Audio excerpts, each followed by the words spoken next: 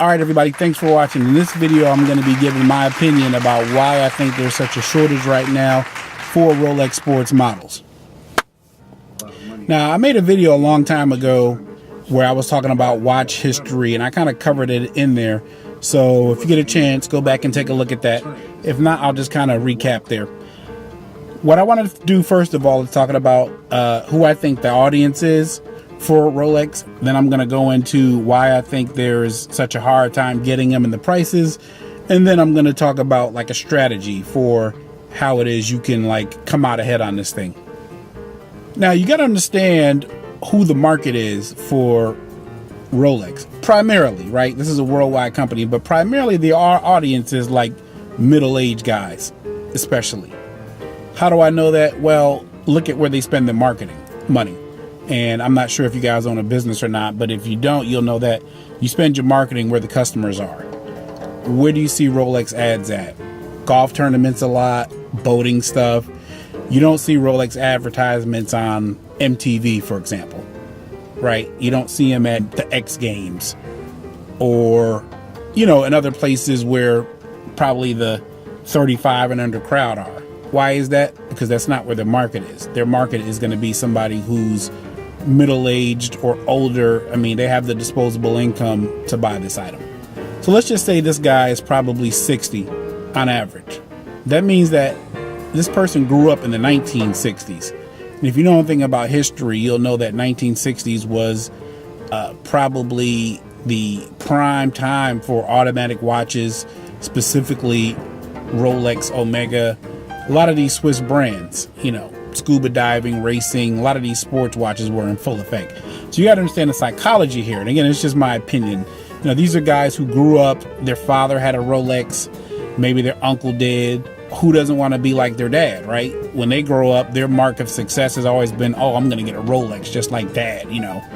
And, you know, you've seen the advertisements, anecdotal information telling you that's a good watch. So when this guy is getting ready to buy a Rolex, right, they're going to go into the jewelry store, the boutique. You know, probably the first thing they're going to do is say, hey, I want to buy a Rolex. Which one? The guy's probably going to steer them toward the more popular models. They're probably going to give them the price. The guy's going to be surprised, but the salesperson's going to tell you, oh, yes, it's expensive, but they hold their value so well. I mean, a middle-aged guy is probably a very practical guy, right? Who doesn't like things that hold value? Yeah, this is $9,000 for a stainless steel watch, but, you know, you're not going to lose any money on it. Sounds like a guy who's sold, right? You got to understand. If you're going into the place and you already want to buy anyway, and the guy gives you a reason to buy, and you kind of get sold to look at it as kind of like an investment, not losing money, yeah, you're pretty much sold. A lot of times what people don't understand is that when you want something, you want that thing. You're not interested in understanding how something is better. Let me give an example. When you want to buy an iPhone, for example, you go to the Apple store to buy an iPhone, right? And someone can tell you why the Android Galaxy is so much better than the iPhone, but it doesn't matter. Like, you want to buy an iPhone, that's what you want. Your friends have one, that's what you want. The same way when people have their mindset on Rolex, that's what they want, and that's what they're going to get. And there's nothing wrong with that. I like that. I mean, if you like a 6-foot blonde with big tits, I mean, get them. You know, I don't like blondes myself. You know, I like more, you know, shorter women with, you know, a little bit more voluptuous. But again, everybody has their own taste. You're not going to talk me out of my taste by telling you why something else is better. I mean, a watch is a very personal thing. It's purely subjective. So what I'm saying is you have an audience who has been raised to believe that Rolex is the best thing ever, right? They probably still think that Cadillac is the best luxury car. They go into the store. The salesman is telling them it's a good watch, which it is. The salesman telling them that you're not going to lose money, it is. I mean, that's done. Second thing I want to talk about is why I think it's so hard to buy now. So you have a lot of audience going in to buy Rolex now, right? Why not before? Well, you got to understand that we just finished this global financial crisis. Right, so during the global financial crisis, or, you know, that's not a time you buy a luxury item. People are suffering. What's changed? Well, you know, got a new president in the U.S. There's a lot more optimism in the market. Stock market's been going up. Yeah, I mean, now's the time to buy, right? You notice that this shortage happened It started happening like a year and a half ago. That was right around the same time. A lot of that changed. Think about that. So now you have a guy who wants this watch. He feels like now is the good time to buy because it won't seem as too like show-offy. But here's the thing. The same way that they're looking at that, there's always the resellers.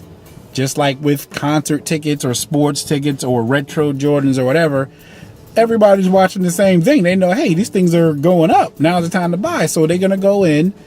They're going to buy up all these things so that they can sell them for more. Nothing wrong with that. I mean, a lot of people hate that. I'm more like, that's just how the world works. Find something that's going up in price, get it before everybody else, sell it for a profit. I mean, that's just how things work, guys. You guys got to really grow up on that. That's why I think why the prices are so out of control right now, because and the wait lists are so long, because a lot of people want them and people are buying them up to resell.